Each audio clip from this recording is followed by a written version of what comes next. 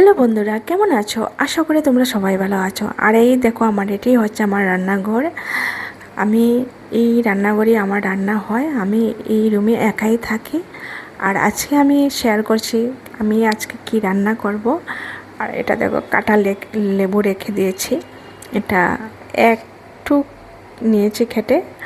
আর এখানে আমি রেখেছি ডাল ভিজিয়ে। তো আজ আমি ডাল ভিজিয়ে রেখেছি, কারণ আমি এটা ডাল দিয়ে আজকে পকোড়া বানিয়ে তরকারি বানাবো, ঝোল বানাবো। আর এখানে রেখেছি আলু কেটে আর পেঁপে কেটে। আর আলু আর পেঁপে দিয়ে আর ডালের বড়া দিয়ে আমি আজকে একটা সুন্দর একটা রেসিপি বানাবো। আর আমার খুব ভালো লাগে এইরকম মাঝে মধ্যে খেতে। আর তাই আজকে আমি তোমাদের সঙ্গে শেয়ার করছি। আর এই দেখো, আমার ছোটো একটা পাথর, এটার মধ্যে আমি ডালটা বাটবো। আর তো চলো। আর এখানে কিছু আমাকে ধনিয়া পাতা আমি জলের মধ্যে ডুবিয়ে রেখেছি। আর একটু আমি আজকে এই কিছু ধনিয়া পাতা মাটির মধ্যে লাগিয়েছি। আর এটা আমার মানি প্লান্ট। দেখো, আমি ছাদের উপরে আমার রান্নাঘরে ইয়েতে আমি লাগিয়ে রেখেছি। আর এখানে আমার ছোট একটা টব।